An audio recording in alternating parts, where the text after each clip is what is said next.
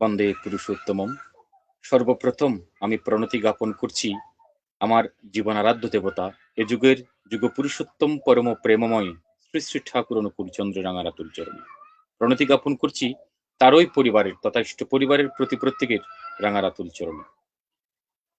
ইতিমধ্যে যারা বিশ্বের বিভিন্ন প্রান্ত হতে আমাদের সাথে যুক্ত হচ্ছেন বা পরবর্তীতে যারা যুক্ত হবেন, প্রত্যেককেই জানাচ্ছি আমার আন্তরিক জয়গুরু এবং যথাযোগ্য প্রণাম।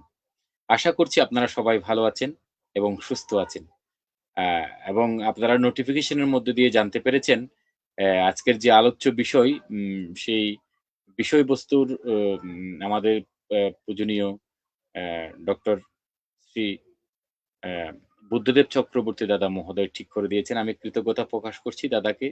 অ্যা এবং আজকের যে আলোচ্য বিষয় সেই বিষয়বস্তুর উপর কথা বলবার জন্য আমাদের সাথে যুক্ত হবেন শ্রী, শ্রী ঠাকুরের বার্তাবাহী সহপতি ঋত্বিক দেবতা শ্রদ্ধেয় শ্রী প্রকাশ চন্দ্র বিশ্বাস দাদা ঢাকা থেকে তিনি আমাদের সাথে যুক্ত হবেন এবং অ্যাম অ্যা আরো যুক্ত হবেন আমাদের সাথে কুরুশকুল কক্সবাজার থেকে শ্রী, শ্রী ঠাকুরের পবিত্র অধৈর্য পাঞ্জাদারি শ্রদ্ধেয় শ্রী সজীব খান দেব মহোদয় এবং আমাদের সাথে আরেকজন যুক্ত হওয়ার শ্রদ্ধেয় শ্রী শ্রী, শ্রী ঠাকুরের বার্তাবাহী সহপতি ঋত্বিক দেবতা শ্রী দুর্লভ চন্দ্র বালা দাদা। তিনি একটু আনফরচুনেটলি আমাদের সাথে যুক্ত হতে একটু সমস্যা হচ্ছে। তাই তিনি হয়তো যুক্ত হতে পারবেন না। এটার জন্য আমরা ক্ষমা চেয়ে নিচ্ছি। আমরা আসলে তিনি আমাদের সাথে যুক্ত হওয়ার কথা ছিল এবং আপনাদেরকে যে কথাটি বলতে চাই সেটা হচ্ছে কি আপনারা চাইলে এই অনুষ্ঠানটিকে শেয়ার করে দিয়ে আপনাদের টাইমলাইনে রেখে দিতে পারেন এবং আজকের যে আলোচ্য বিষয় ধ্যান, সেই বিষয়বস্তুর উপর যদি কারো কোনো কিউরিওসিটি বা প্রশ্ন থাকে আপনারা চাইলে আমাদেরকে কমেন্টস করে জানাতে পারেন। আর আমরা দেরি করছি না এবং আজকের যারা আমাদের স্টুডিওতে কথা বলবেন, আমরা দাদাদেরকে যুক্ত করবার চেষ্টা করছি। আপনারা নিশ্চয়ই আমাদের সাথে থাকবেন।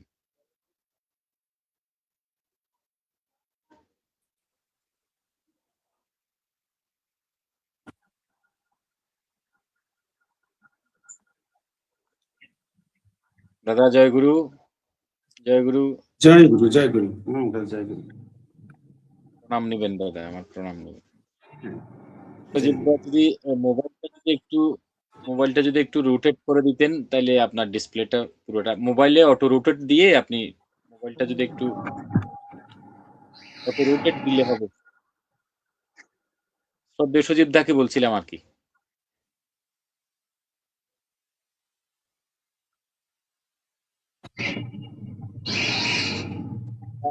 ভালো তো আছেন দাদা? হ্যাঁ দাদা, ভালো আছি। আপনারা ভালো অসংখ্য আছেন? কৃতজ্ঞতা এই যান্ত্রিক ব্যস্ততম সময়ে আমাদেরকে সময় দেওয়ার জন্য আমাদের আলোকবর্তিকা ফেসবুক পেজ থেকে শ্রদ্ধেয় শ্রী প্রকাশ চন্দ্র বিশ্বাস দাদার মহোদয়কে আমরা অকৃত্রিম কৃতজ্ঞতা জানাচ্ছি তানার মূল্যবান সময় আমাদেরকে দেওয়ার জন্য। আমরা আজকে শুনবো আজকের যে আলোচ্য বিষয় সেই বিষয়বস্তু ও আমাদের পূজনীয় ডক্টর শ্রী বুদ্ধদেব চক্রবর্তী দাদা, শ্রী শ্রী ঠাকুরের পৌত্র আমাদেরকে ঠিক করে দিয়েছেন এই বিষয়বস্তুর উপর দাদারা কথা বলবেন। যেটা বলছিলাম আপনাদের যদি কোনো প্রশ্ন থেকে থাকে আপনারা চাইলে আমাদেরকে কমেন্টস করে জানাতে পারবেন। আমরা চেষ্টা করব আপনাদেরকে আপনাদের সেই প্রশ্নের উত্তরটুকু আমরা শ্রদ্ধেয় দাদাদের মাধ্যমে দেওয়ার জন্য। আ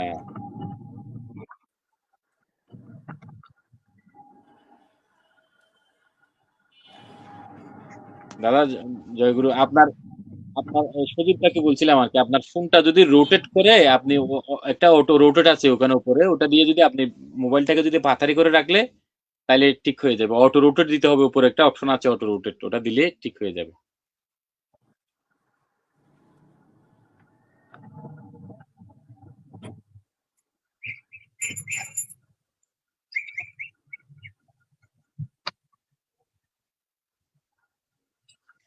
যাই হোক আ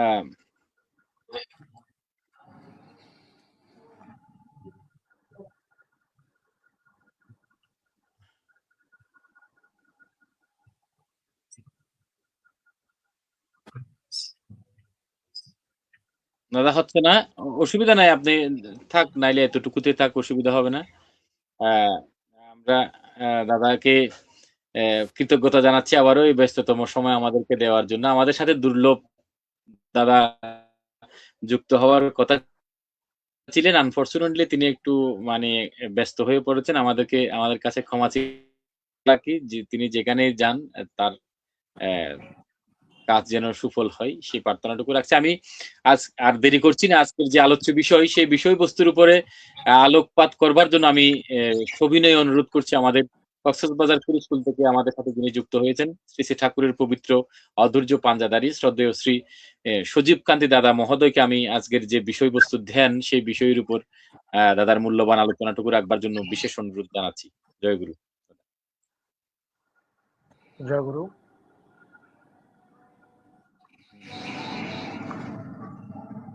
জয় গুরু। জয় গুরু। সর্বপ্রথম আমার আরাধ্য দেবতা পরম প্রেমময় শ্রী শ্রী ঠাকুর মুকুলচন্দ্রের সেই চরণ আমার আবুজ অনন্ত কোটি প্রণাম। প্রণাম জানাই তারই পরিবারের প্রতি প্রত্যেককে। প্রণাম নিবেদন করে সংঘাধ্যক্ষ মহোদয়ের শ্রী পাদপদ্মে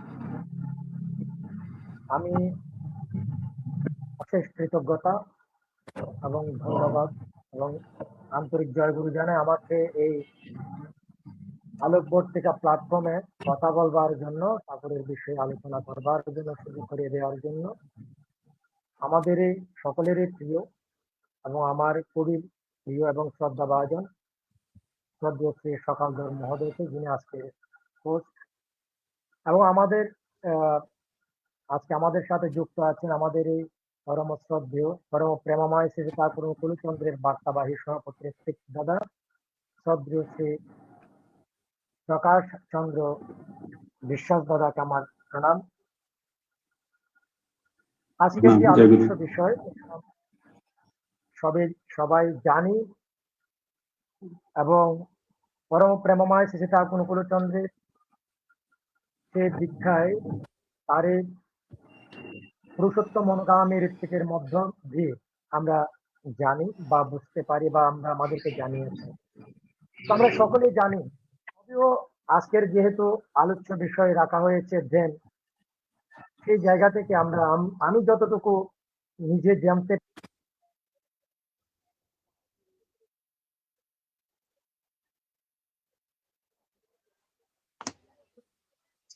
দাদা সাউন্ড আসছে না, দাদা কথা বোঝা যাচ্ছে না,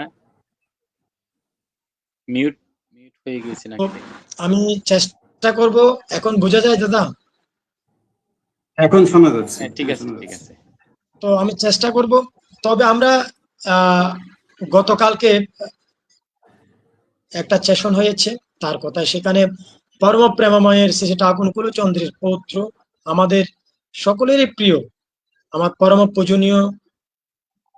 পূজনীয় দাদা খুব সুন্দরভাবে ধ্যান বিষয় নিয়ে আলোচনা করেছেন, আমি শুনেছি এবং কৃতার্থ হয়েছে। আজকে সেই জায়গা থেকে আমি আরতর ভাবে মানে সকাল থেকে কিছুক্ষণ আগে বলছিলাম কি কোন জায়গায় নিয়ে আসছেন, তো সেই জায়গা থেকে আমি গতকালকে সেই সেশনটা শুনে আমার আরো ভাবে জানা হয়েছে। তো আমরা যাই ধ্যান।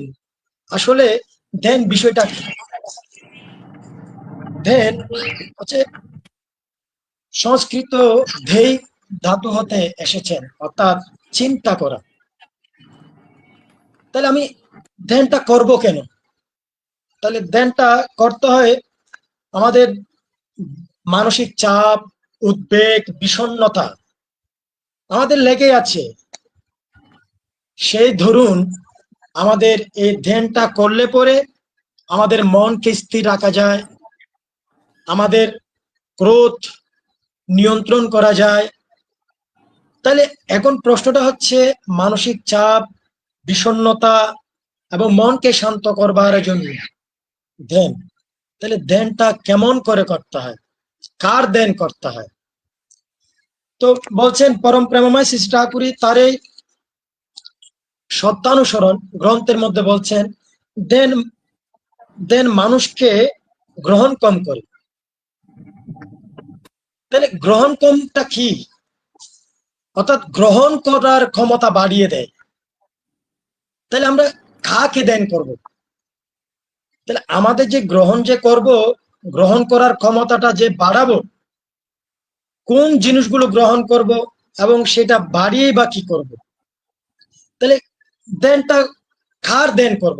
প্রথমত আমরা আসি কার ধ্যান করব। তো এটাকে আমরা যদি যাই, ধ্যান করতে হয় ইষ্ট মূর্ত, অর্থাৎ ইষ্ট মূর্তির ধ্যান আমাদেরকে সার্থক করে তোলে। তাহলে ইষ্ট কে? যিনি মঙ্গলের বার্তা নিয়ে এসেছেন, যিনি মঙ্গল করেন, তিনি একমাত্র পুরুষোত্তম, মূর্ত প্রতীক, জীবন্ত আদর্শ আমার। তো এই মূর্ত প্রতীক জীবন্ত আদর্শকে ধ্যান করব। তাহলে ধ্যানটা কি ধ্যান করব? সে তার কি ধ্যান করব? তাহলে ধ্যান করতে হয় সে নাম, অর্থাৎ ধ্যান মানে চিন্তা করা। তিনি পরম প্রেমময় শ্রী শ্রী ঠাকুর, তার যে ধ্যান করছি, তিনি মূর্ত প্রতীক, তিনি ঈশ্বর, তিনি পুরুষোত্তম, তার যে ধ্যান করছি, তার ধ্যানটা কিভাবে করতে হয়?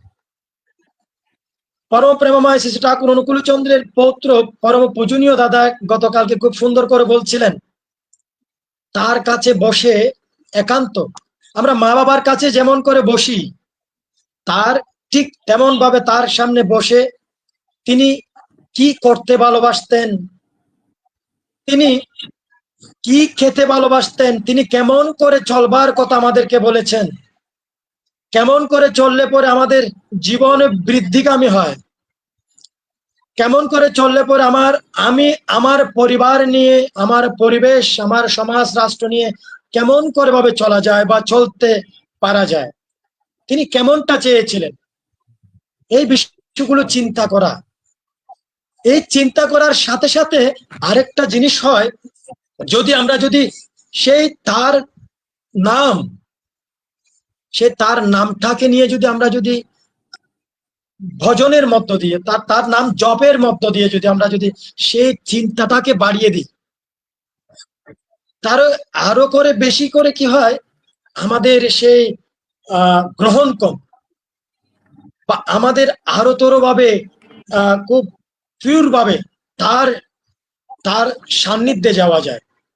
যে বলছিলাম তাকে চিন্তা করা, তার সামনে বসে যে চিন্তা করছি, পরম প্রেমময় কি বলছেন, উষায় নিশায় মন্ত্র সাধন, চলায় পেরায় ঝপ, যথা সময় ইষ্ট নিদেশ, মূর্ত করাই তপ।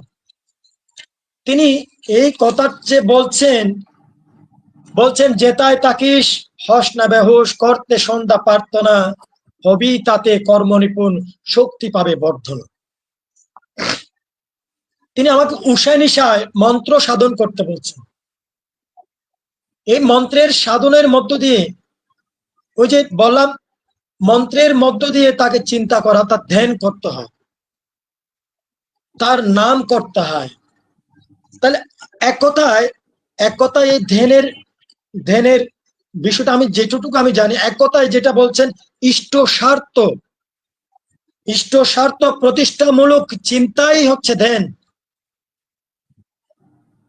যেখানে ইষ্ট স্বার্থ এবং ইষ্টকে প্রতিষ্ঠা করার যে একমাত্র চিন্তা, আমি পরম প্রেমময় শ্রী শ্রী ঠাকুর বলছেন, সেটাই হচ্ছে ধ্যান।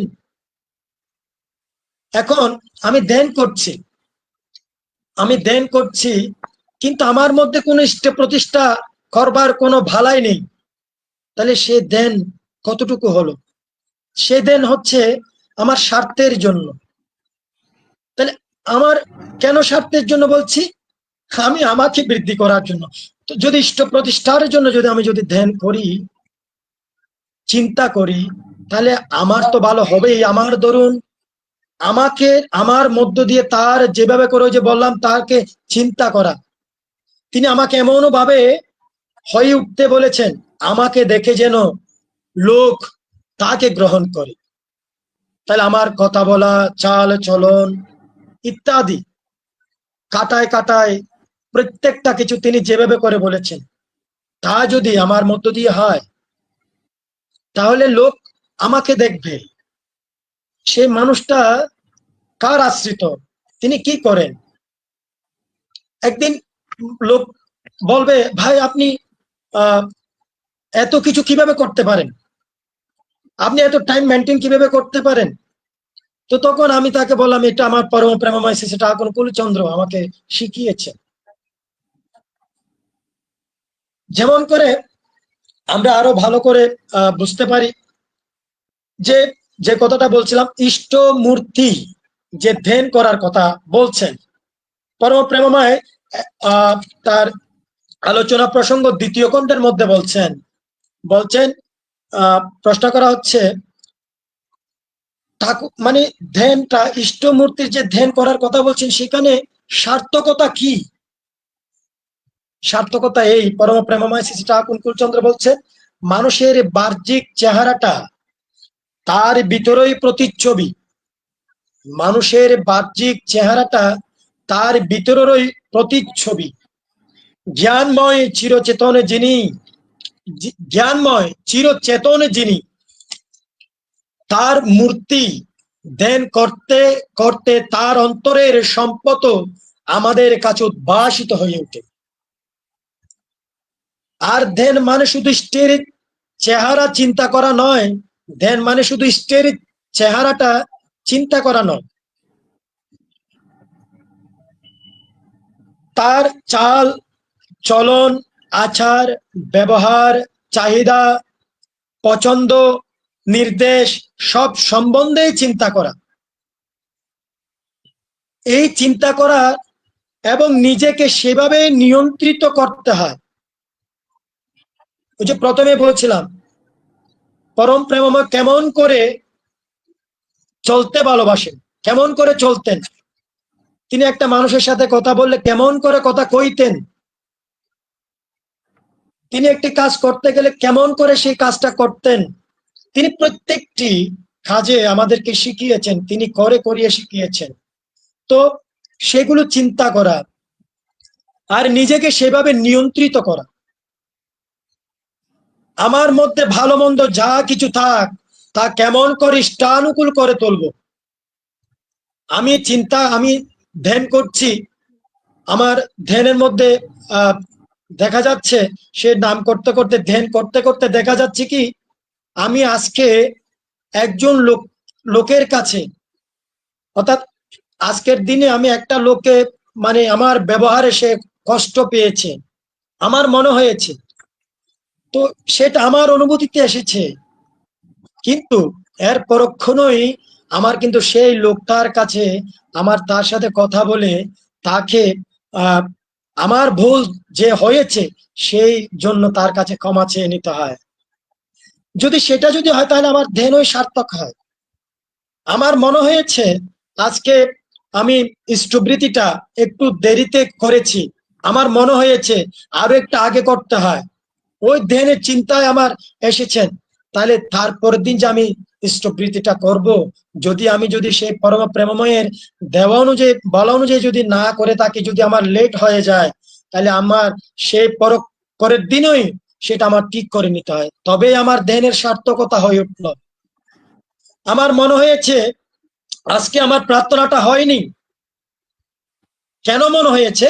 কারণ আমি সেই পূর্ণাঙ্গ ভাবে তার যেভাবে করে আসনে বসে প্রার্থনা করার কথা বলা হয়েছে, আমি সেই প্রার্থনাটার কিছু ক্রম বাদ দিয়ে দিয়েছি। তাহলে আমি পরের দিনেই আমার পরক্ষণে আমার সেই ক্রমগুলো আবার তিনি যেভাবে করে বলেছেন সেভাবে করে ধরে ধরে আমার করতে হয়। এই ধ্যানটা আমাদের অত্যন্ত, আমাদের জন্য মানসিক বিকারের জন্য অত্যন্ত গুরুত্বপূর্ণ আমি যতটুকু মনে করি। কারণ ওই মধ্য দিয়ে আমাদের সারা দিনের যে ক্রিয়াকর্মগুলো আমরা করেছি, আমি করি, সে আমার করার মধ্য দিয়ে কোনটা ঠাকুরের বলার মতন করে হয়েছে আর কোনটা ঠাকুরের বলার মতন করে হয়নি, সেটা আমরা বুঝতে পারি, আমি বুঝতে পারি। আবার আমি চেষ্টা করি পরের দিন যাতে আমি সেটা ঠিক করে আমি যেন নিয়ে এগিয়ে যেতে পারি। এটাই ধ্যানের সার্থকতা। তো পরম প্রেমময় শ্রী ঠাকুর অনুকূলচন্দ্র, আমরা আমি এত বেশি বলবো না, আমাদের এখানে অগ্রজ আছেন আমার সহপতি ঋত্বিক দাদা, আমি দাদার থেকে আরো ভালো করে শুনবো। তা আমি যতটুক আমি উপলব্ধি করি আর কি, আমি ততটুকুই বলার চেষ্টা করছি। তো আর যারা শুনছেন বা শ্রবণ করছেন, আমি জানি এখানে অনেক বিজ্ঞ জনেরা, আমার শ্রদ্ধাভাজনেরা, আমার প্রণম্য ব্যক্তিত্বরা এই সেশনটা শুনে থাকেন তার আলোকবর্তিকা। যদি আমার বলার মধ্যে যদি কোনো ত্রুটি বিচ্যুতি হয়ে থাকে ক্ষমা সুন্দর দৃষ্টিতে দেখবেন। তো এই নামদেনটা আমি যেটা আমি বুঝি বা আমি করার চেষ্টা করি, অনুরাগের সাথে যদি নামদেন করা যায় তাহলে একটা সার্থকতা আসেই, নিজের মধ্যে একটা পরিবর্তন আসেই, যে পরিবর্তনটা আমার হয়েছে আমার ব্যক্তিগতভাবে। আমি আজকে সকালদার সাথে যুক্ত হয়ে এবং আমার শ্রদ্ধেয় পুরুষোত্তম অনুগামী ঋত্বিক দাদার সাথে যুক্ত হয়ে যে আজকে এই সোশ্যাল মিডিয়ায় কথা বলতে পারবো সেটা আমি দুদিন আগেও কল্পনা করিনি। অর্থাৎ আমার পরম প্রেমময় শ্রী শ্রী ঠাকুর কুলচন্দ্রর সান্নিধ্যে না আসার আগে কখনো আমার কল্পনাতেই ছিল না। আমি মনে হয় আজকে যে ধ্যান নিয়ে কথা বলছে, ধ্যান কি, নাম কি, ইষ্টবৃত্তি বা কি, প্রার্থনায় বা কি, আমি বুঝতামই না, জানতামই না। পুরুষোত্তম অনুগামী ঋত্বিকের মধ্য দিয়ে পরম প্রেমময় শ্রী শ্রী ঠাকুর কুলচন্দ্রের সান্নিধ্যে এসে বুঝতে পারছি নিজেকে কেমন করে তৈরি করতে হয়। আবার নিজে যদি নাই বা থাকি, কেমন করে নিজেকে তৈরি করে নিতে হয়, নিজেকে কেমন করে যোগ্যতায় পৌঁছানো যায়। আমি অযোগ্য একজন ব্যক্তি, কিন্তু আমাকে নিজেকে নিজে পরম প্রেমময় শ্রী শ্রী ঠাকুর কুলচন্দ্রের মনের মতন করে নিজেকে গড়ে তোলা যায়, সেটা প্রয়াসটুকু আমরা করতে পারছি। আজকে হতে পেরেছি কিনা আমি বলছি না আমি হতে পেরেছি তা না, কিন্তু আমার ভিতর যে একটা চেষ্টা আছে, আমি সেটা ঠাকুরকে সান্নিধ্যে না আসার পূর্বে আমার সেই চেষ্টাটা ছিল না। আমার পরম প্রেমময় শ্রী ঠাকুর কুলচন্দ্রের দীক্ষা না পাওয়ার আগে ছিল না। আমি তার কাছে দীক্ষা পাওয়ার পর আমার মধ্যে কেমন জানি একটা, সে ঋত্বিক দাদা যখন বলেছিলেন ঠিক কাটায় কাটায় ইষ্টবৃত্তি প্রার্থনা আর উষা নিশায় মন্ত্র সাধন, অর্থাৎ তুমি যদি নাই পারো অন্তত পক্ষে দিনে একবার হলো তুমি ঠাকুরের সান্নিধ্যে বসো, নামদেন করো। আজকে তিনি প্রয়াত হয়েছেন, তাকেও আজকে আমি শ্রদ্ধা ভরে স্মরণ করি, আমার সভাপতি ঋত্বিক বিশ্বনাথ বন্দ্যোপাধ্যায় মহোদয়কে। কারণ তিনি আমাকে কিছুটা পরম প্রেমময় শ্রী শ্রী ঠাকুর কুলচন্দ্রের কিছুটা সেই দিন যদি সেই জ্ঞানটুকু যদি আমাকে না ধরিয়ে দিতেন, আজকে হয়তো আমি আজকে এই জায়গায় বসতে পারতাম না। সেই জন্য তাকে স্মরণ করি। এবং একদিন পরম প্রেমময় শ্রী শ্রী ঠাকুর কুলচন্দ্রের পৌত্র পূজনীয় দাদা, আমাদের কক্সবাজার দাদাকে আমরা পাই, কিন্তু কিছুদিন এই সাম্প্রতিক সময় আমরা পাচ্ছি না।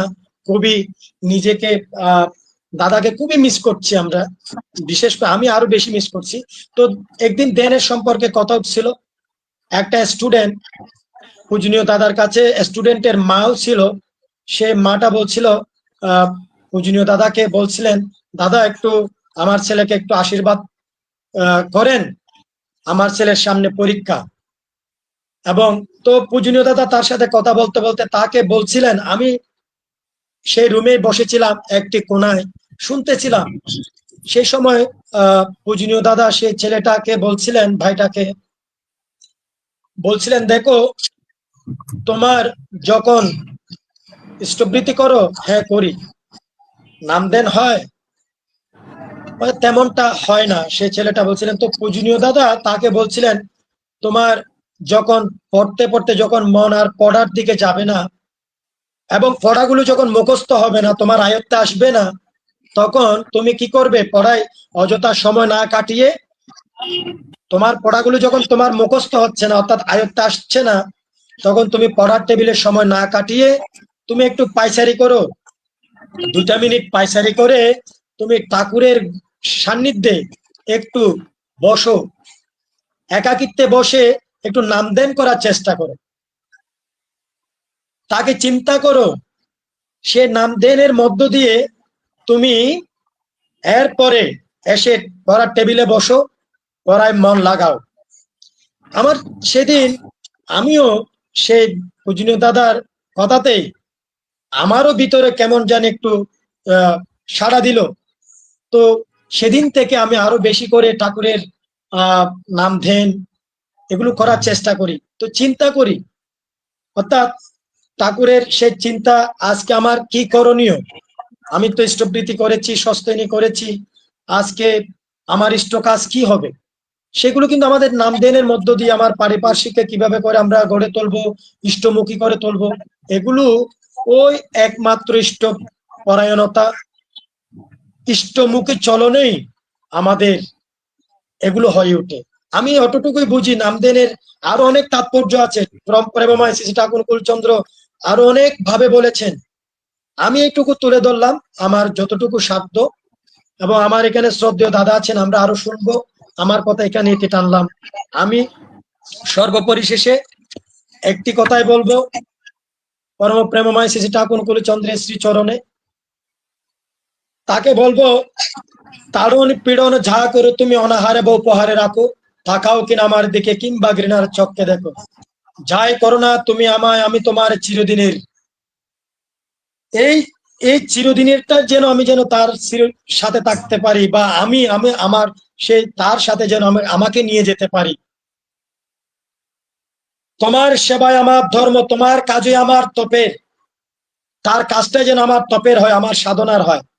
স্বার্থ আমার তুমি শুধু, কোনো প্রয়োজন স্বার্থ নয়, ভর দুনিয়ায় যা হোক না হোক তোমারও তৃপ্তি করি যে ভয়। তুমি আমার যেমন তর, যেমন করলে ভালো হয়, তেমনি করে তুমি তাহাকে বেঁচে তাহাকে সহজায়। বন্দে পুরুষোত্তম। জয় গুরু দাদা। দাদাকে অসংখ্য কৃতজ্ঞতা, দাদার খুব মূল্যবান কথাগুলো বলবার জন্য। ইষ্ট প্রতিষ্ঠা কর্মসু দাদা এবং মাতৃমণ্ডলী মা, আপনারা যারা দেখছেন বা পরবর্তীতে যারা দেখবেন, প্রত্যেককে আবারও সবিনয় অনুরোধ জানাচ্ছি, আপনারা এই অনুষ্ঠানটিকে আপনাদের টাইম লাইনে রেখে দিয়ে সর্বত্র ছড়িয়ে দিতে পারেন এবং আপনাদের কোনো প্রশ্ন থাকলে আপনারা আমাদেরকে কমেন্ট। আমরা ছিলাম এতক্ষণ শ্রদ্ধেয় দাদার কাছ থেকে আজকে দাদা আপনার আওয়াজটা বিষয় আসছে না, শোনা যাচ্ছে না সকালদার এখন আওয়াজটা আমার পাচ্ছি না। কথা শোনা যাচ্ছে না? শোনা যাচ্ছে, আমি শুনতে পাচ্ছি।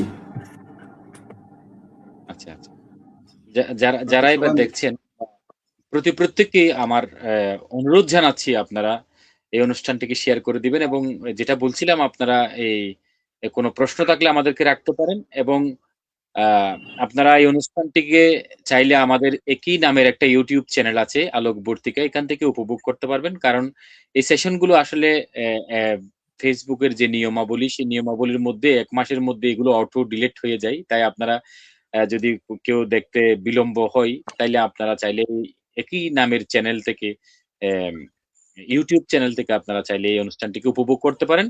যে কথাটি বলছিলাম, পরম প্রেমময় বলছেন আজকের যে আলোচ্য বিষয় ধ্যান, কার ধ্যান করব আমরা, সেই কথাটা আমাদের শ্রদ্ধেয় শ্রী সজীব কান্তি দে মহোদয়, প্রদীর্য পান্ডাদারি, তিনি বুঝাতে চেয়েছেন আসলে কার ধ্যান করা উচিত। শ্রী শ্রী ঠাকুর আদর্শ বিনায়ক গ্রন্থে ২২ নম্বর বাণীতে তিনি এক জায়গায় বলছেন, আদর্শ বা ইষ্ট তিনিই যার ব্যক্তিত্বেই তোমার কল্যাণ প্রেরণা নিহিত। আদর্শ বা ইষ্ট তিনিই যার ব্যক্তিত্বে তোমার কল্যাণ প্রেরণা নিহিত। আর যাকে দেখে বা বুঝে নিজেকে নিয়ন্ত্রিত করে তুমি কল্যাণের অধিকারী হতে পারো, তিনিই তোমার ইষ্ট বা আদর্শ।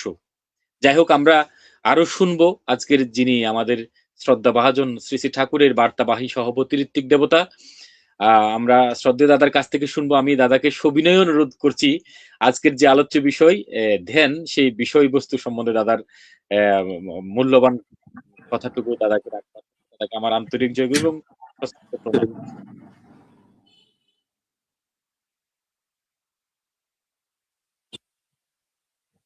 বন্দে অবিরামং করুণবীললং সুনেত্রাশেরানম ধ্যানানন্দশ্চিত ঘন বপিষ পটিষ কামমোহম বিশ্বালিঙ্গন পেলবে পেশল বরাবি বাহুর্দয়ম সর্বগাহি বিপুল প্রতিভা ভাস্বরে স্ফুট ভালম ব্রতেশ্বরেশ যজ্ঞোপবীত শোভিতোন্নতরস্কম সদনুকূলং রাতুলং চরণং সংহতি স্বস্তি বৃদ্ধি। সর্বাগ্রে আমি আমার জীবনের আরাধ্য দেবতা পরম দয়াল শ্রী শ্রী ঠাকুরের রাতুল চরণে শতকোটি প্রণাম নিবেদন করি। অতঃপর আমাদের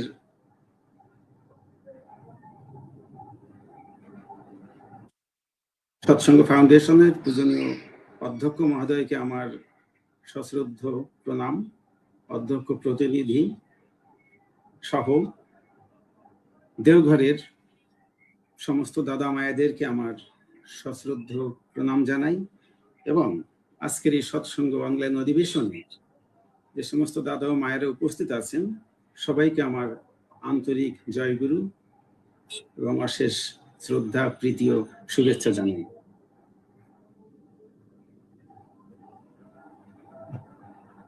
বিশ্ব জুড়ে দ্বন্দ্ব রণে উঠছে যে ভীম অগ্নিশিখা, সেইটি আমার বিজ্ঞাপনই হচ্ছে ক্রমে রক্তে লিখা।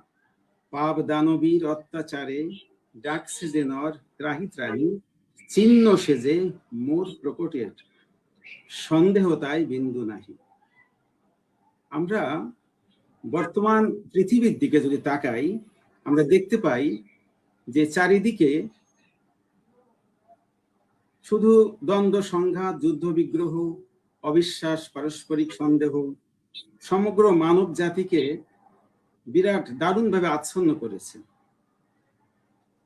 তো এই মানুষ এসব সমস্যা থেকে মুক্তি চায়, তাই নানাভাবে দেখা যাচ্ছে অনেক রকমের মতবাদও আমাদের সামনে উপস্থাপিত হচ্ছে।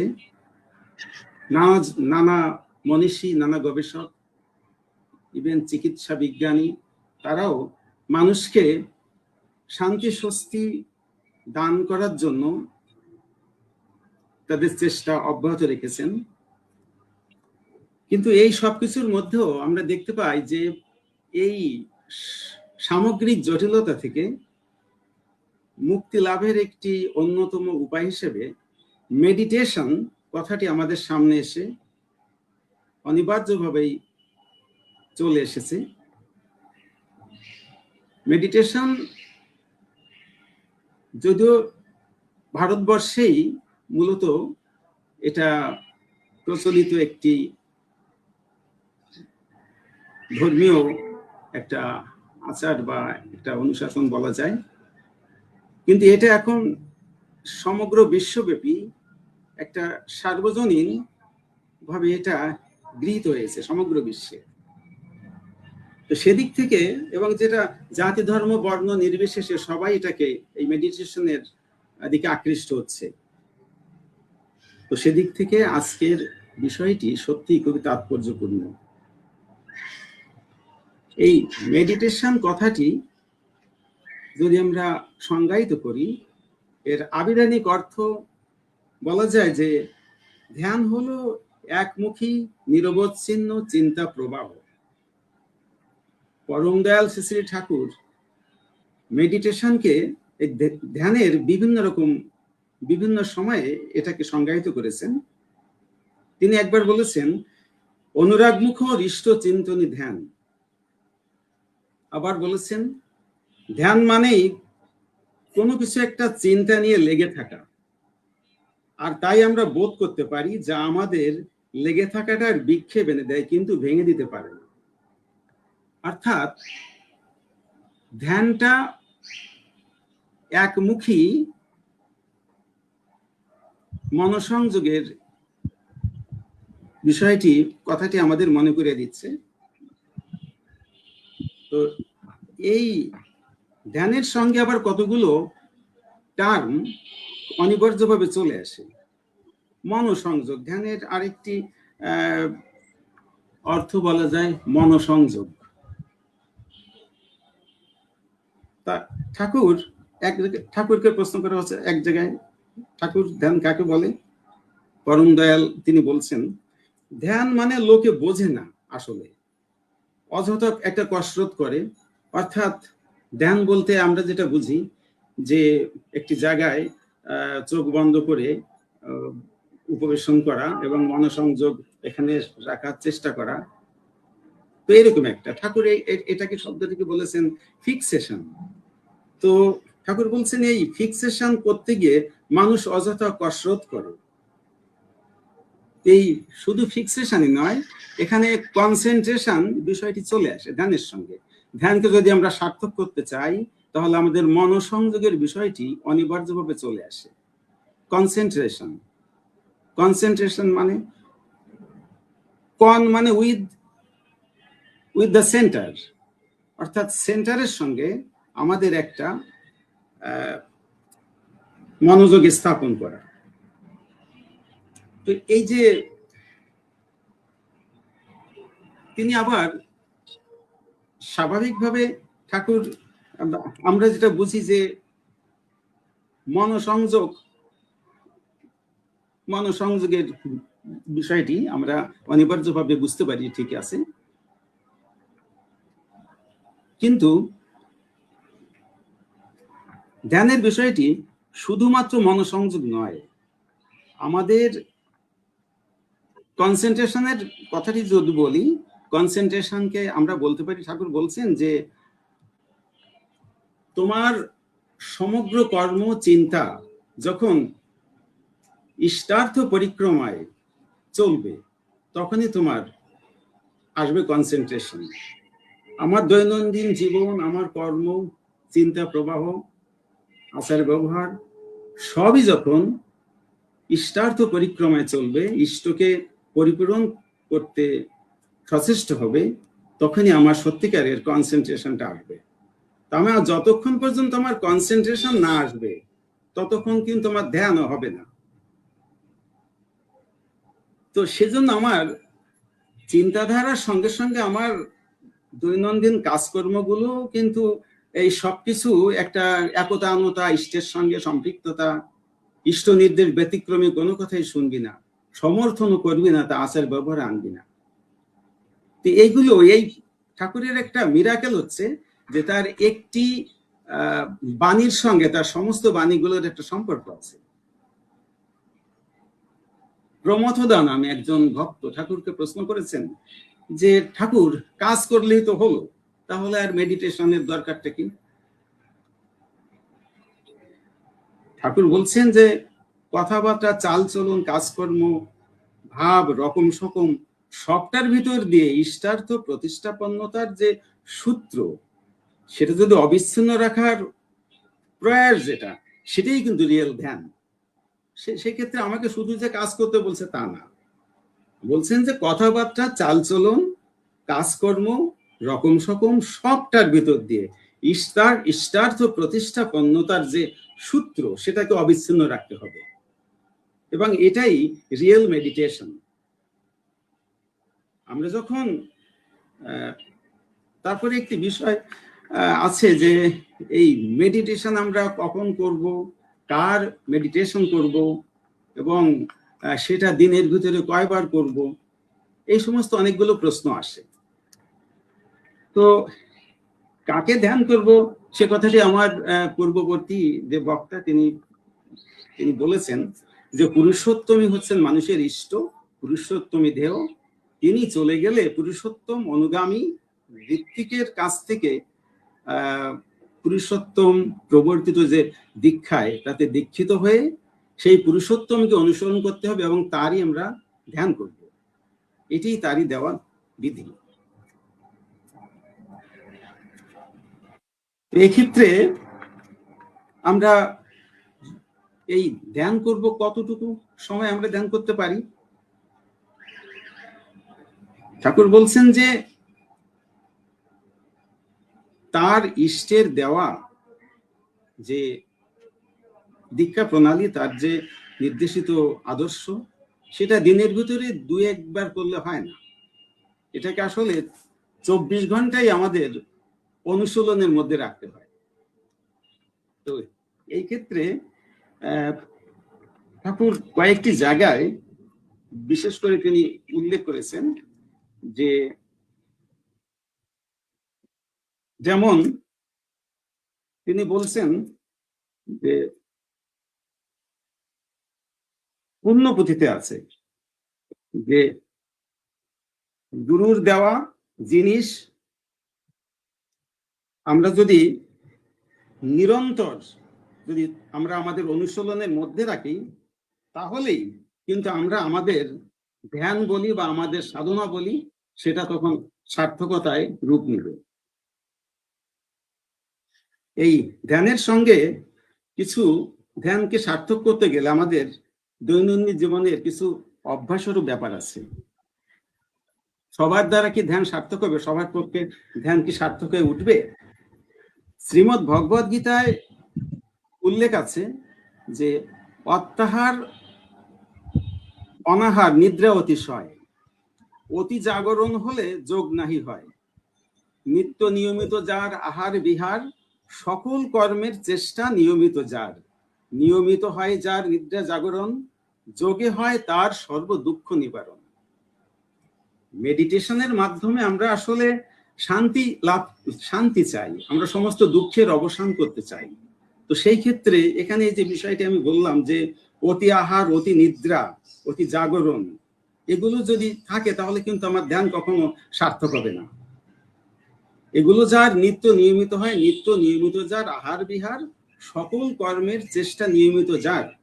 নিয়মিত হয় যার নিদ্রা জাগরণ, যোগে হয় তার সর্ব দুঃখ নিবারণ। এই জন্য আমি বলছি যে শুধু আমি যদি ওই ঠাকুরের ধ্যানেই মগ্ন থাকি তাহলে কিন্তু আমার এই যে আনুষঙ্গিক যে বিষয়গুলো, এগুলোর দিকে যদি আমি দৃষ্টিপাত না করি তাহলে কিন্তু আমার ধ্যান সার্থক হবে না। একই সঙ্গে আমার শরীর সুস্থ রাখার জন্য যেমন দৈনন্দিন আমি কিছু ব্যায়াম করি, এক্সারসাইজ করি, আমার মনকে সেভাবে সুনিয়ন্ত্রিত করার জন্য ধ্যানের পূর্বে একটা প্রস্তুতি আমার দরকার। আমার পোশাক পরিচ্ছদ সেগুলো যদি আমার ধ্যানের জন্য সহায়ক না হয় সেক্ষেত্রেও কিন্তু আমার ধ্যান সার্থক হবে না। ঠাকুর বললেন, dress denotes the mental inclination of liking, to which his instinct is adhered. আমার একজন মানুষের বেশভূষা বলে দেয় তার লাইকিংটা কোন রকমের, পছন্দটা কি। সেজন্য আমি আজ ঠাকুরের এই অনলাইন সৎসঙ্গ অধিবেশনে যুক্ত হয়েছি। সেক্ষেত্রে আমি যেহেতু ঠাকুরের একজন কর্মী, সেই হিসেবে আমার পোশাক পরিচ্ছদের একটা আলাদা কিছু পছন্দ আছে, যে কি পোশাক ঠাকুর পছন্দ করতেন এবং যেটা ইষ্টের তার পছন্দের সঙ্গে সম্পৃক্ত, সেই ধরনের পোশাক আমাকে পরতে হবে। ঠিক তেমনি আমার মনসংযোগের জন্য আমার কিন্তু ওরকম প্রস্তুতি আছে। এই যে একটা বিষয়, যেমন এই আমার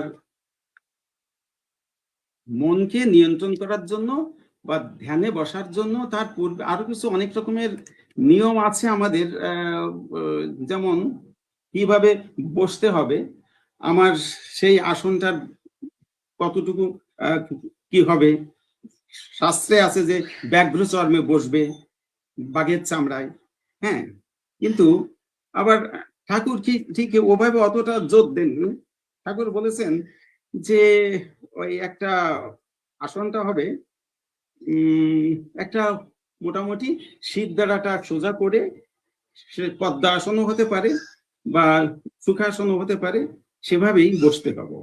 এবং সেভাবে বসে আমার মনসংযোগটা দু চোখের মাঝখানে স্থাপন করতে হবে, শীত দ্বারা সোজা হবে। এটা পুণ্যপুঁথিতে এক জায়গায় তিনি বলেছেন যে, children, you must fix your attention at the root of your nose to have you and draw the spirit onward. This is my policy when I was Jesus Christ. চিলড্রেনদেরকে বলেছে যে fix your attention at the root of your nose where the spirit of mind is going onward. অনুভূতিতে তিনি আবার বলেছেন যে try to draw your attention upon the current of spirit that is going on the junction of the two eyes at the root of your nose. It is the spirit onward. তার মানে এই দু চোখের মাঝখানে মনোসংযোগ করে এই অভ্যাসটা আমাদের করতে বলেছেন। তার নির্দেশিত যে নীতিবিধিগুলো আছে সেগুলো পরিপালনের পাশাপাশি বসে আমাদের এই ধ্যান করার কথা ঠাকুর বলেছেন। তিনি এক জায়গায় তিনি বলেছেন যে 3 বার ধ্যান করার কথা। আবার আরেক জায়গায় বলেছেন অন্তত 2 বার বসতে হয়, সকাল বিকেল। একটা সময় তিনি উল্লেখ করেছেন যে সন্ধ্যাবেলায় যখন সূর্য ডোবে ঠিক সেই সময় ধ্যানের উপযুক্ত সময়। তখন শব্দ শোনা যায়, কনসেন্ট্রেশনটা ঠিক হয়।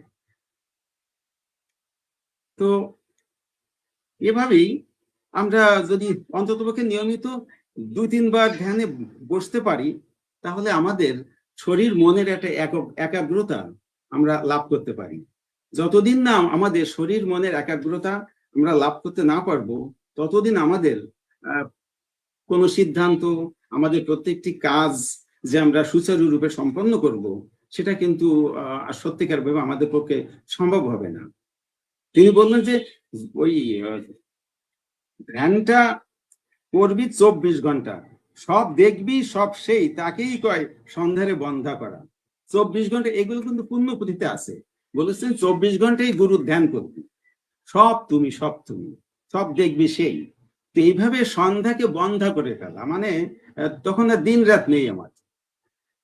আমার প্রত্যেকটা মুহূর্ত, প্রত্যেকটা সময় গুরুর সঙ্গে আমি এভাবে যদি আমি সম্পৃক্ত থাকতে পারি, তাহলে সত্যিকার ভাবে আমার ধ্যান সার্থক হবে এবং আমার জীবনের গৃহীত সিদ্ধান্তগুলো তখন সঠিক হবে এবং আমি উদ্দেশ্য আমার বাস্তবায়িত হবে।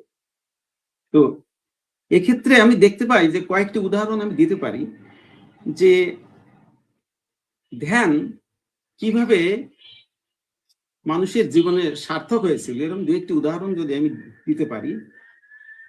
কেকুলে নামে একজন বিজ্ঞানী, তিনি একজন রসায়নবিদ ছিলেন। তো তিনি পরমাণু সংক্রান্ত, পরমাণু বিষয়ক চিন্তা তার মাথায় সবসময় লেগে থাকতো। তাই তিনি এইভাবে চিন্তা করতে করতে তিনি একদিন দেখতে পেলেন যে পরমাণু গুলো কিভাবে তার চোখের সামনে নেচে যাচ্ছে। এ কিন্তু কনসেন্ট্রেশনের ফল, ধ্যানেরই ফল। এবং এই বেনজিনের যে গঠন, এই সম্পর্কে যে মতবাদ, কেকুলস বেনজিন থিওরি, এটা কিন্তু তারই আবিষ্কার। এভাবে এই মেডিটেশন তার জীবনে সার্থক হয়েছিল। আমরা এছাড়া বিজ্ঞানী নিউটনের নাম সবাই জানি। তো বিজ্ঞানী নিউটন গাছ থেকে একটা আপেল পড়েছিল, সেই আপেলটা তিনি ভাবলেন যে আপেলটা উপরের দিকে না পড়ে নিচের দিকে পড়লো কেন। এই থিওরি, এটা আমরা জানি, এই গল্প। তো এটা এইভাবে তিনি চিন্তা করতে করতে একদিন তিনি আবিষ্কার করলেন মাধ্যাকর্ষণ শক্তির জন্য এটা হয়। তো এভাবে এই ধ্যান বা লেগে থাকা, ধ্যান মানে হচ্ছে লেগে থাকা ইষ্ট সত্তায় নিরন্তর। আমরা ওই বৈজ্ঞানিক থিওরির দিকে যেটা আমরা যে উদাহরণ দিলাম, কিন্তু আমরা যদি সত্যিকার ভাবে একই সঙ্গে শরীর মনের একাগ্রতা যদি আমরা নিয়ে আসতে পারি, তাহলে আমরা আরো অনেক বেশি লাভবান হব। আমরা দেখতে পাই যে ঠাকুরের লীলা পার্ষদ যারা ছিলেন, দু একজনের নাম বলতে পারি, যেমন ধরুন কিশোরী মোহন দাস, তারপরে অনন্ত মহারাজ। এদের জীবনে সত্যিকার ভাবে ধ্যান সার্থক হয়েছিল। তারা প্রতিটি কর্ম, প্রতিটি চিন্তা, প্রতি মুহূর্তেই তারা ইষ্টের সঙ্গে সম্পৃক্ত থাকতেন এবং সেজন্য তাদের যে অদম্য ইচ্ছা শক্তি এবং তাদের উদ্দেশ্যগুলো তারা সেভাবে বাস্তবায়িত করেছিল। আমি যদি কিশোরী মোহন দাসের একটি উদাহরণ দিই, যে কিশোরী মোহন দাস কিন্তু বিশেষ লেখাপড়া জানতেন না, কিন্তু তিনি ঘন্টার পর ঘন্টা ইষ্ট প্রসঙ্গে কিন্তু কথা বলতে পারতেন।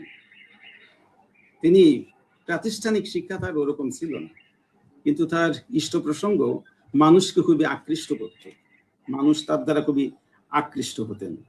এবং তার চোখ মুখের যে দিব্য বিভা, সেটাই কিন্তু তাকে তার তিনি, আমি দেখেছি, ছবিতে দেখেছি, তার চুল লম্বা ছিল, দাড়ি ছিল, হ্যাঁ, কিন্তু দেখতে কতটা সুন্দর ছিল চুল দাড়ি, অত খুব সুন্দর আমার কাছে মনে হয় না। কিন্তু এখানে তার জীবনীতে পাই যে তার চোখ মুখের দিব্য বিভা মানুষকে দারুণভাবে আকর্ষণ করত। এসছে ইষ্টের ব্যক্তিত্ব, যখন সেই প্রিয় পরমের ব্যক্তিত্ব যখন মানুষের ভিতরে জেগে ওঠে, তখন মানুষ এক জায়গায় বসেই সমস্ত দুনিয়াকে আকর্ষণ করতে পারে। স্বামী বিবেকানন্দ এক জায়গায় বলেছেন যে এই জগতের ইতিহাস হইল কয়েকটি শত চরিত্রবান মানুষের ইতিহাস। তুমি পবিত্রতাকে ধারণ করো না বলেই তুমি সমগ্র জগৎকে আকর্ষণ করতে পারো না। তুমি যদি সৎ ও পবিত্রবান হও, তুমি সমস্ত জগৎকে আকর্ষণ করতে পারবে। এজন্য আমাদের সৎ এবং পবিত্রতা এগুলোকে ধারণ করতে হবে। আর এগুলো ধারণ করতে গেলেই সত্যিকার ভাবে আমাদের কনসেন্ট্রেশনটা খুবই জরুরি। মনোসংযোগ আমাদের কর্মে, চিন্তায় এবং ইষ্টের যে নির্দেশ সেগুলোকে আমাদের জীবনে প্রতিপাদিত করার ক্ষেত্রে আমাদের খুবই একানুবর্তী হতে হবে। সেখানে কোনো ফাঁকি হলে চলবে না। নাম নিরতি ভাঙলো যেই, বাড়লো মনের ডাংবাজি।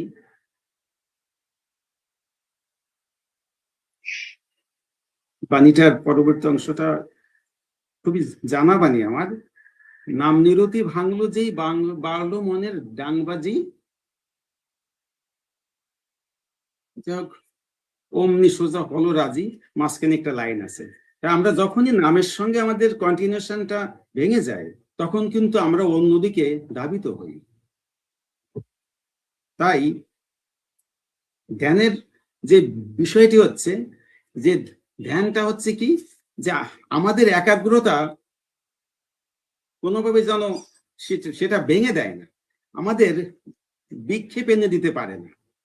যখন আমাদের চিন্তার বিক্ষেপ এনে দেবে তখন আমার ধ্যান আর সার্থক হবে না। তো আমি বলছিলাম যে কিশোরী মোহনের জীবনীতে তিনি বলতেন যে আমাকে মানুষকে ভূতে ধরে, আমাকে ভগবানে ধরেছে, আমি না করেছি এমন কোনো অকাম নেই, কিন্তু ঠাকুর আমার মাথাটা ঘুরিয়ে দিয়েছেন, তার কথা বলা ছাড়া আমার কোনো উপায় নেই। এইভাবে যখন ঠাকুর মানুষকে পেয়ে বসে, তখন সেই সাধারণ মানুষ একজন অসাধারণ ব্যক্তিত্বে পরিণত হয়। একটি বইতে পড়েছি, the beautiful thing in the world is personality. সব beautiful thing, most beautiful thing, সবচেয়ে সুন্দর যে জিনিস সেটা হলো মানুষের ব্যক্তিত্ব। এই ব্যক্তিত্ব ফুটে ওঠে আদর্শে দীক্ষা আনে অনুরাগ, অনুরাগ আনে বৃত্তি নিয়ন্ত্রণ, বৃত্তি নিয়ন্ত্রণ আনে ধৃতি, ধৃতি আনে সংহতি। এই যে ঠাকুরের বাণীটা আছে সবাই আমরা জানি। এইভাবে ওই ব্যক্তিত্বের প্রতি যদি আমাদের একাগ্রতা থাকে, টান থাকে, তখন সাধারণ মানুষ অসাধারণ হয়ে যায়। আমরা অনেক ভুল ভ্রান্তির ভিতর দিয়ে চলি, কিন্তু প্রতিনিয়ত আমরা চেষ্টা করছি যে আমাদের সেই ভুলগুলোকে সংশোধন করে আমরা যাতে সঠিক পথে চলতে পারি এবং তার মতো সেই ব্যক্তিত্বের জাগরণ যেন আমাদের ভিতরে হয়, আমরা সেটাই চেষ্টা করি। তো কিশোরী মোহন এই কথাই বলেছিলেন যে মানুষকে ভূতে ধরে, কিন্তু আমাকে ঠাকুর পেয়ে বসেছে, তার কথা বলা ছাড়া আমার কোনো উপায় নেই। 1350 সালের একটি দুর্ভিক্ষের ঘটনা বলি সংক্ষেপে। কিশোরী মোহন দাস তখন দুর্ভিক্ষ পীড়িত মানুষের জন্য চাল সংগ্রহ করতেন। তো এমনি তিনি একদিন ওরকম ঠাকুরের নির্দেশ অনুযায়ী তিনি চাল সংগ্রহে চলেছেন, কিন্তু পথিমধ্যে বৃষ্টি। তখন এক দাদা বলছেন যে, আচ্ছা দাদা, আপনি একটা ছাতা নিয়ে আসতে পারতেন। তখন কিশোরীদা বলছেন, ছাতা আনার তো আমার কোনো নির্দেশ নেই, ঠাকুর তোমাকে বলেননি ছাতা আনতে। এই জন্য তার নিজের চিন্তা করার সুযোগ নেই।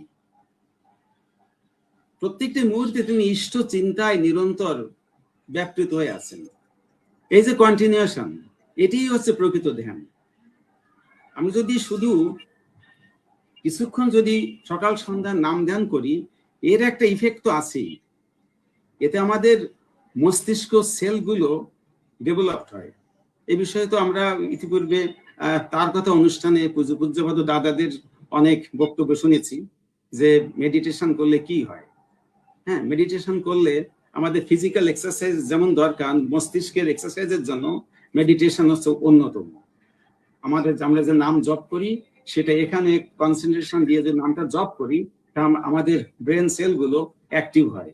আমাদের অনলি 10% বা তার থেকে কম এই সেলগুলো অ্যাক্টিভ আছে, ম্যাক্সিমাম গুলো অ্যাক্টিভ না। যদি কনসেন্ট্রেশনের মাধ্যমে আমরা যদি প্র্যাকটিস করি, মেডিটেশন, নাম জপ করি, তাহলে আরো কিছু সেল যদি অ্যাক্টিভ হয়, হ্যাঁ, 100% সেল তো কারো অ্যাক্টিভ থাকে না, একমাত্র যিনি ইষ্ট পরম দয়াল শ্রী শ্রী ঠাকুর এইরকম যারা বার্তাবাহী যুগে যুগে এসেছেন, হয়তো এদেরই সেল থাকে। আমাদের খুবই কম সংখ্যক সেল অ্যাক্টিভ থাকে। তো যা হোক, এই একটা উদাহরণ। অনন্তনাথ যিনি, তাকে ঠাকুর মহারাজ বলে ডাকতেন, ঠাকুরের নির্দেশে অনন্তনাথ নিজেকে কঠোর তপস্যায় নিয়োজিত করেছিলেন এবং তিনি এমন ধ্যান করতেন যে কাশীপুর নামে একটা জায়গা আছে হিমায়তপুরের পাশেই, তো সেই কাশীপুরের মাঠে তিনি সাধন কুটির নির্মাণ করেছিলেন, সেখানে তিনি ধ্যান করতেন।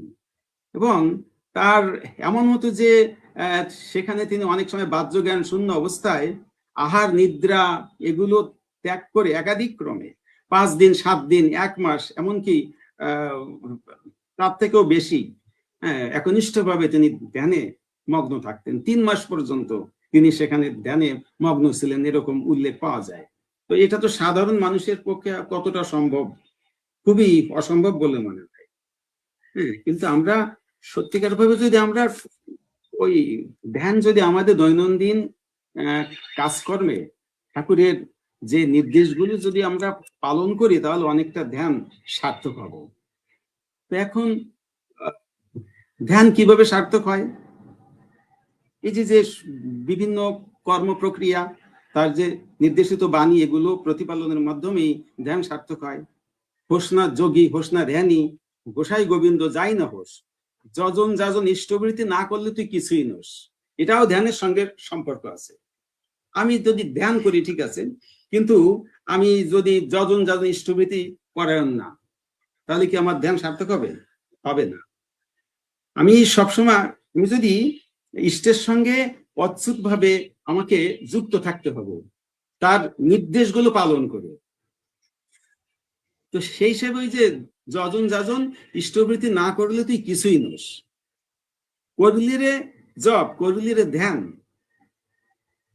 শব্দ যদি দেখলি কত, ইতরামির চরিত্রটা রইল রে তো স্বভাবগত। তার মানে শুধু ধ্যান করলেই কিন্তু সবকিছু আমার পরিবর্তন হচ্ছে না। যদি তাই হতো তাহলে ঠাকুর এতগুলো বই লিখতেন না, অসংখ্য বই, অসংখ্য বাণী। এজন্য শুধু ধ্যান করে, শুধু ধ্যান করেই যে না, আমি একটা জিনিস বলতে চাইছিলাম আর কি, দাদার মাঝখানে কথাতে আসলে ডিস্টার্ব করতেছি, খুব দারুণভাবে শুনছিলাম। শ্রী শ্রী ঠাকুর যে একটি বাণীতে, আমরা যে এতক্ষণ ধ্যানের কথা বলছি দাদা, ধ্যানের যে কনসেন্ট্রেশন যে চমৎকার ভাবে আপনি বলছেন, কিন্তু ধ্যানের সাথে নামের কোনো কানেকশন আছে কিনা? নাম, শ্রী শ্রী ঠাকুর তো দুটো জিনিস, অন্য অন্য জায়গায় আমরা দেখতে পাই বিভিন্ন জায়গায় যে ধ্যানের ক্ষেত্রে শুধু ধ্যানটাই দেয়া আছে, কিন্তু শ্রী শ্রী ঠাকুর এখানে একটা জিনিস যুক্ত করেছেন, সেটা হচ্ছে নাম এবং ধ্যান দুটোকে একসাথে থ্রু করেছেন। তো ধ্যানের সাথে নামের কোনো কানেকশন আদৌ আছে কিনা, বা ওটা একসাথে চলতে হয় নাকি শুধু ধ্যান করলে হয়? এই বিষয়টা যদি একটু বলতেন আর। ঠিক আছে, নিশ্চয়ই। আসলে ধ্যান, কিছু কিছু মানুষ ধ্যান করে শুধু একটা, হয়তো কোন একটা পয়েন্ট, একটা বিন্দুকে সামনে রেখে সেদিকে তাকিয়ে থাকে, কিন্তু আবার কেউ বা মোমবাতি জ্বালিয়ে সেভাবে ধ্যান করে। কিন্তু আমরা যারা ঠাকুরের দীক্ষায় দীক্ষিত হয়েছি, সেক্ষেত্রে আমরা নাম, ধ্যান, যোগ, এই সবগুলোর যে একটা বিশেষ তাৎপর্য আছে, সেগুলো তো আমরা ঠাকুরের কাছ থেকে জানতে পারি। হ্যাঁ, নাম হলো একটা উচ্চ ভাব নিহিত অতি প্রাকৃত শব্দ তরঙ্গ। এটা কি? এটা চলার সাথীতে লেখা আছে, ক্ষুব্ধ সম্বেগে অব্যক্তের বুকে দ্রুত ব্যঞ্জনায় বিঘূর্ণিত সত্তার উৎসৃষ্ট বিচ্ছুরণ, সংঘাত সংক্ষুব্ধ ছন্দে ভাসমান শক্তি শরীরে আদিবাগ সৃষ্টির প্রথম প্রগতি। এটা দু একটা ওয়ার্ড হতে একটু বিচ্যুত হতে পারে, কিন্তু এই তো সে আদিবাগ যেটা আমাদের নামের সঙ্গে সেই শব্দের সম্পর্ক আছে, এজন্য নামের সঙ্গে তো অবশ্যই সম্পর্ক আছে। আমাদের জীবনের উৎস, আমাদের জীবন যেখান থেকে শুরু হয়েছে, সে আদিবাগ থেকে আমাদের, তার শব্দ থেকে, তারই নানা রকমের প্রকাশ, অভিব্যক্তি, সৃষ্টির ভিতর থেকে এই রক্ত সংকুল মানব জীব জগৎ এগুলো সৃষ্টি হয়েছে। তাই নামের সঙ্গে তো অবশ্যই সম্পর্ক আছে। আর নামের প্রতিমূর্তি যিনি ইষ্ট, আমরা যদি আমরা নিশ্চয়ই নাম জপ করার এক বিশেষ মাহাত্ম্য আছে। সেই নাম জপের সহিত যদি আমি ধ্যান করি, তাহলে আমাদের এই ধ্যানের সার্থকতা নিশ্চয়ই। কিন্তু আমাদের তো আসলে অনেক কাজ, ঠাকুর শুধু ধ্যান করতে বলেননি। ঠাকুরের ধ্যান সার্থক হবে ওই সমস্ত তার যত নির্দেশ, যা কিছু কর্ম প্রক্রিয়া, এগুলো যদি আমরা করি, তার ভিতর থেকে আমরা সার্থকতা লাভ করব।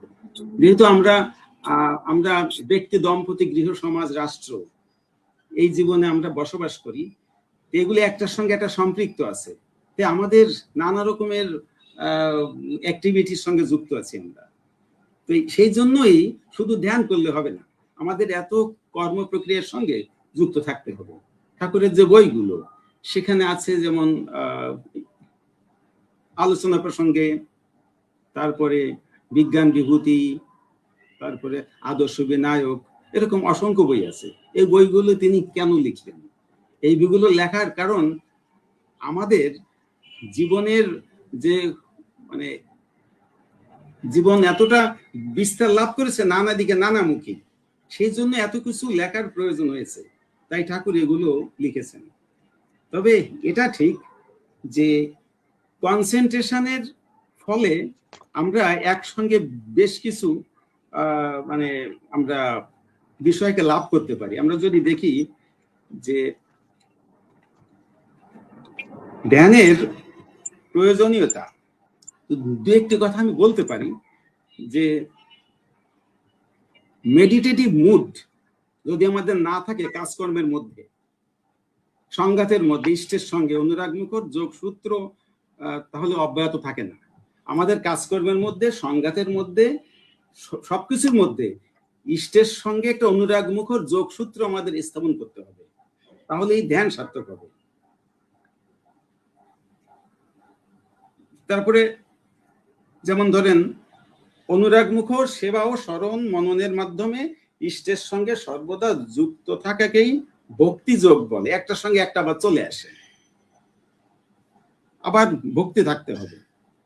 এই জন্য ধ্যান কথাটি আসলে এক কথায় আমরা যেভাবে বুঝি, কিন্তু ঠাকুর আমাদের সেভাবে ধ্যান করতে বলেননি। তো আমি যাই হোক, আমরা এই সবকিছুর মূলে একটা বিষয় আছে যে আমাদের অভ্যাস যোগ সাধন করতে হবে। শ্রীমদ্ ভগবদ গীতায় অভ্যাস যোগের কথা বলা হয়েছে। সে অভ্যাস যোগ যদি সাধন না করি, আমরা যত যাই করি তার কিছু লাভ হবে না। ধ্যান করতে গেলে অভ্যাস দরকার। ঠাকুরের নির্দেশ পালন করতে গেলেও উষা নিশায় মন্ত্র সাধন, চলাফেরায় যত সময় ঈশ্বর নির্দেশ মুক্ত করাই তো, সবগুলো অভ্যাসের ব্যাপার। শ্রীমদ্ ভগবদ গীতায় ওই দেখবেন কুমারনাথের গীতায় কিছু কিছু ছন্দে লেখা আছে, সেখানে এক জায়গায় লেখা আছে যে অভ্যাসের চিরজয়, অভ্যাসে কি না হয়, অভ্যাসে না হয় সিদ্ধ এমন কার্য নেই, সে অভ্যাস নাই যার, শাস্ত্র পাঠ বৃথা তার, সে পাণ্ডিত্যে মূর্খতাই দেখিবারে পাই। হ্যাঁ, সেজন্য আমাদের অভ্যাস যোগ সাধন করতে হবে, আমাদের অভ্যাস যোগ গড়ে তুলতে হবে, তাহলে আমাদের সবকিছু সার্থক হবে। আমি সত্যিকার ভাবে আমি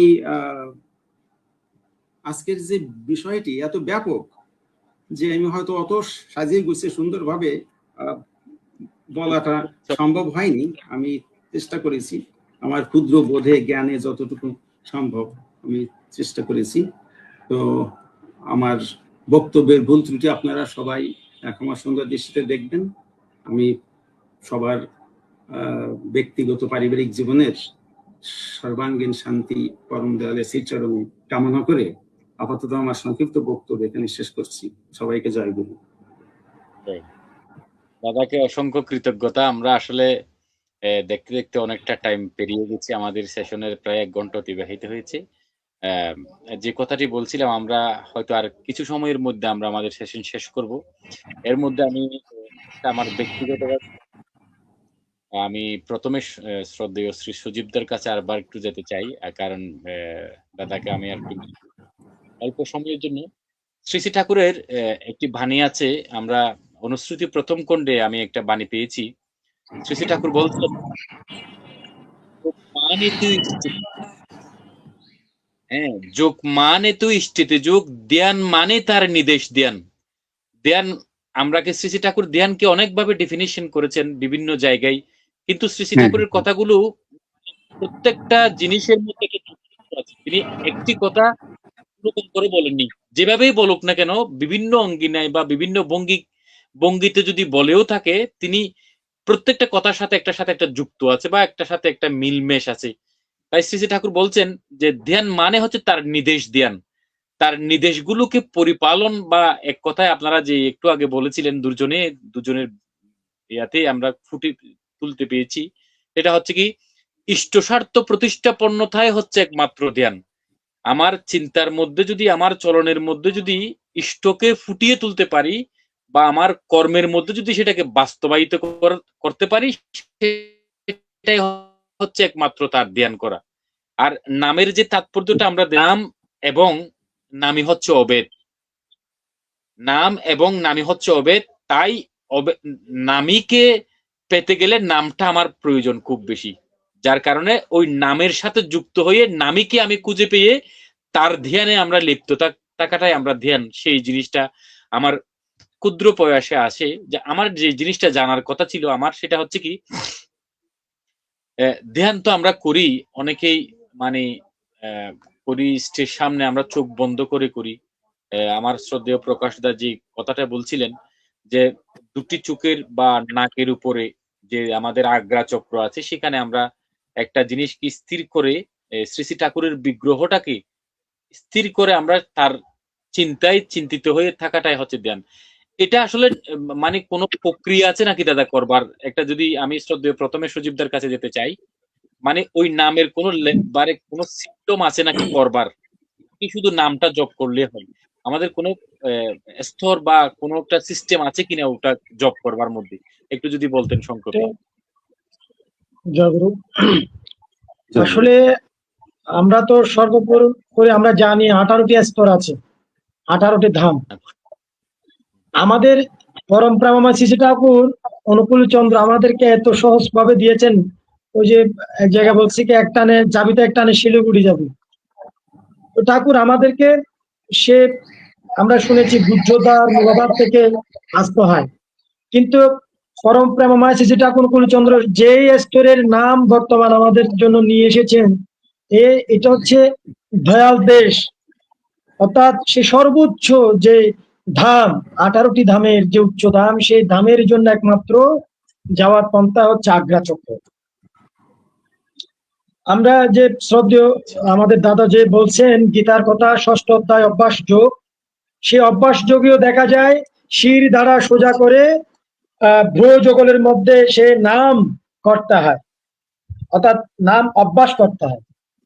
এখন প্রশ্নটা হচ্ছে, আমি এই যে বলছেন আপনি নাম এবং ধ্যানের সাথে কোনো সামঞ্জস্য আছে কিনা। পরম প্রেমময় শ্রী ঠাকুর অনুকূল চন্দ্র 9ম খণ্ডের মধ্যে আলোচনা প্রসঙ্গে তিনি এক জায়গায় বলছেন, অনুরাগের সঙ্গে সদ্গুরু প্রদত্ত বিষ্ণাম জপ ও সদ্গুরুর ধ্যান অর্থাৎ চিন্তা করতে হয়। আমি চোখ বন্ধ করে চিন্তা করছি, আমি কালকে এটা করব, কালকে ওইটা করব, কালকে ওইটা করব, অনেক কিছু চিন্তা করছি, কিন্তু হয় না। কেন হচ্ছে না? আমি যার নিয়মানুবর্তিতা আমি করব, তার সাথে আমার কনসেন্ট্রেশন হচ্ছে না। তার সাথে আমার তখনই কনসেন্ট্রেশনটা হচ্ছে ওই তার সে নামের যখন আমি ধ্যানটা করছি, চিন্তাটা করছি, তখনই মিলে যাচ্ছে। সে জায়গায় বলছেন আলোচনা প্রসঙ্গের মধ্যে আমি একটু দেখি,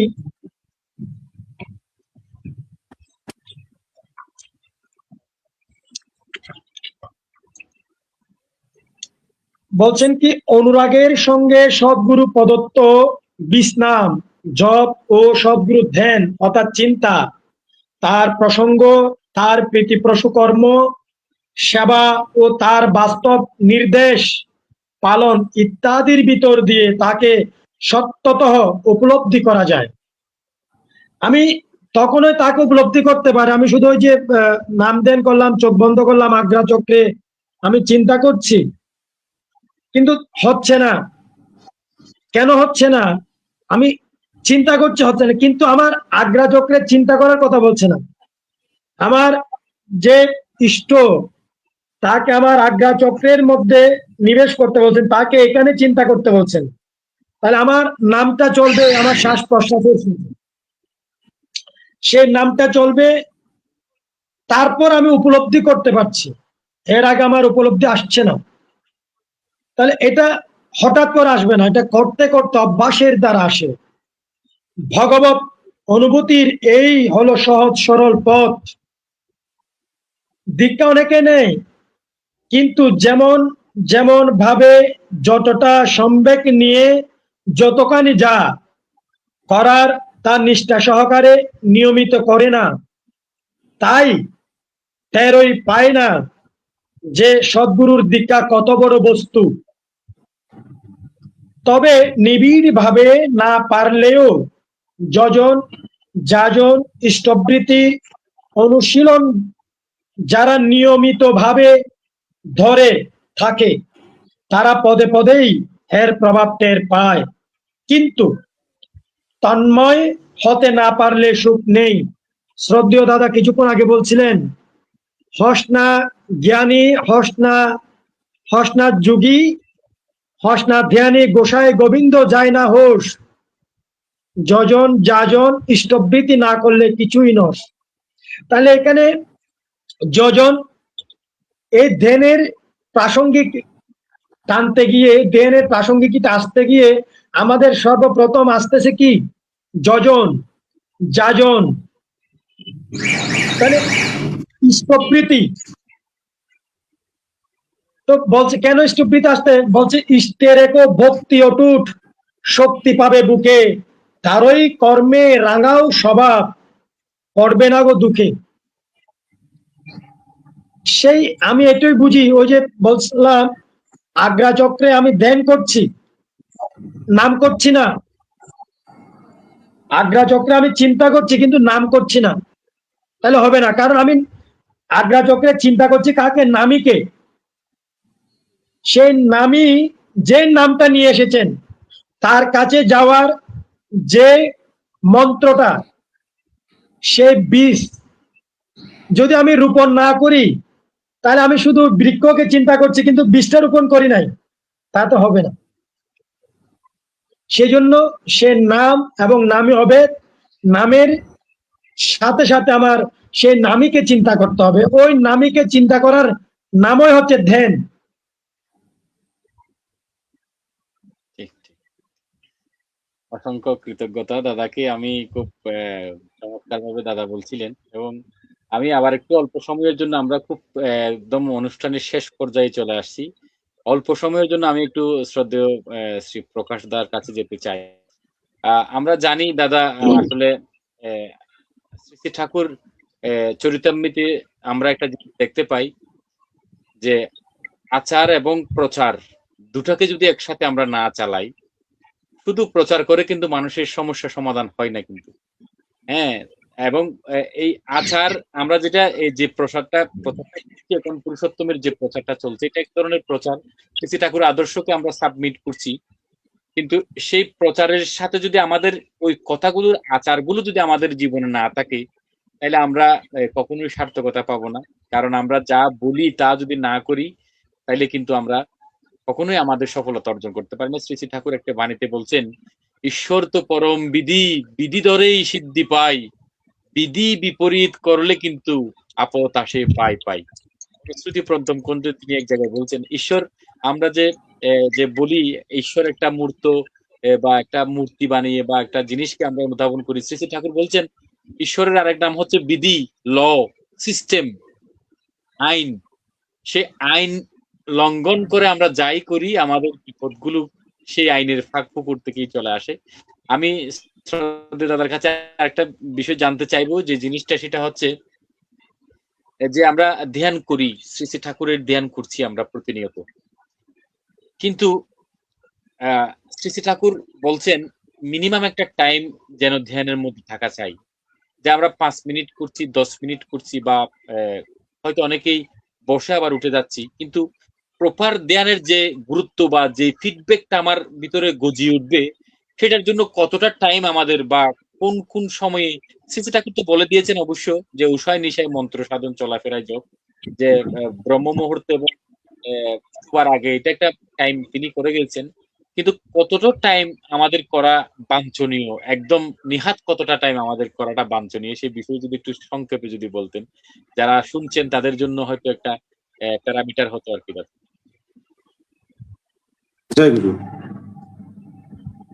আসলে এই বিষয়ে ঠাকুরের একটি কথা আমার মনে পড়ে, যে তোমার জীবনে যা বাস্তবায়িত হয়নি সে বিষয়ে মানুষকে উপদেশ দিতে যেও না, এবং বলার লালসা থেকে বলতে গিয়ে বিভ্রান্ত সৃষ্টি করো না। এখন এই মেডিটেশন নিজেও দুষ্ট আমাদের কতটা সময় ধরে করার কথা, সবার জন্য একরকম নয়। তবে ঠাকুর একটা, আমি বইতে দেখেছি যে ঠাকুর একটা জায়গায় বলেছেন যে আমাদের 45 মিনিট পর্যন্ত আমাদের সময় লাগে আমাদের মনকে শান্ত করতে, কনসেন্ট্রেশনের মনোসংযোগ করার জন্য 45 মিনিট পর্যন্ত সময় লাগে সাধারণ মানুষের। তার আগেও অনেকের মনোসংযোগ আসতে পারে, কিন্তু যদি আপনি 45 মিনিট একাগ্রতার সঙ্গে চোখ বন্ধ করে ইষ্টের মূর্তি স্মরণ করে যদি জপ করেন, তাহলে নিশ্চয়ই এর মধ্যে আপনি দেখবেন যে একটা সবকিছু শান্ত হয়ে যাচ্ছে, পরিবেশ একটা শান্তি আপনি অনুভব করবেন। আবার এক জায়গায় দেখেছি যে ওই আধা ঘন্টা, বলছি এটা সবার জন্য একরকম না, কিন্তু ঠাকুর ওই 45 মিনিট এই কথাটি তিনি তার বইতে আমি দেখেছি। আমরা যদি 45 মিনিট প্র্যাকটিস করি তাহলে একটা অবস্থা তৈরি হয়। এটা আমি নিজেই, যে ওই যে বলেছি যে এটা আমার বাস্তবিতে হয়নি, সেটা আমার বলা ঠিক নয়, কিন্তু আমি 45 মিনিট আমি করে দেখেছি যে ওরকম একটা অবস্থা আসে। এই আর একটু আগে যে আচার আচরণের কথা বলছিলেন, যে যাজনের কথা, যাজনটা আসলে যদি যাজক যদি একদিন নিয়মিত নাম ধ্যান না করে, তাহলে তার পরের দিন তার কোনো যাজন কার্য পরিচালনা করা ঠিক নয়। এই কথা লেখা আছে, ওই যাজন সংকেত একটা বই আছে সেই বইতে। আর ঠাকুর বলছেন যে যাজন হচ্ছে প্রচার হচ্ছে display in your own character, নিজের চরিত্র দিয়ে দেখানো। এজন্য আসলে খুব বেশি কথা বলার নেই সৎসঙ্গে। সৎসঙ্গে যদি আপনি যদি সত্যিকার ভাবে একজন একনিষ্ঠ কর্মী ঠাকুরের হতে চেষ্টা করেন এবং তাকে অনুশীলন করেন, এবং বেশি কথা বলতে হবে না, আপনাকে দেখেই মানুষ অনুসরণ করবে। হ্যাঁ, এবং দেখেই বুঝতে পারবে যে আপনি মানে তখন জানতে চাইবে যে দাদা আপনার মানে এইরকম জীবন চলনটা এরকম কেন, বা আপনি কি করে এটা সম্ভব হচ্ছে, জানতে চাইবে। এই কিন্তু আমরা আসলে একেবারে ওই পর্যায়ে তো অধিকাংশ মানুষ ওভাবে গড়ে উঠিনি। হ্যাঁ, তো সেজন্য আমাদের এই জন্য যে আমরা যাজন পরিক্রমা একেবারে বন্ধ করে দেবো তা নয়। এটার এই যাজন পরিক্রমা করতে করতে আবার নিজের ভিতরে একটা বোধ এবং ভাব গজে ওঠে, এর সঙ্গে আমরা ইষ্টের সঙ্গে কানেক্টেড থাকি। হ্যাঁ, এক থাকতে পারি যে ঠাকুর যখন সশরীরে বর্তমান, তার সঙ্গে আমরা ডাইরেক্টলি যুক্ত থাকতে পারি, তার অবর্তমানে তার বাণীর মাধ্যমে সঙ্গ করতে পারি, আমার জীবনে বাণীগুলো বাস্তবিত করার ভিতর দিয়ে, আর হচ্ছে সৎ গ্রন্থ পাঠের মাধ্যমে তার সঙ্গে যুক্ত থাকতে পারি।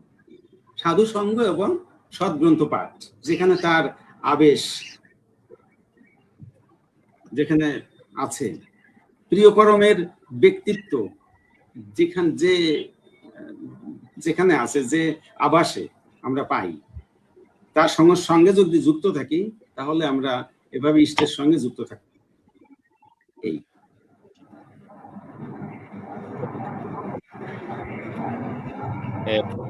ঠিক আছে। সঙ্গ করতে এরকম একটা বাণী আছে।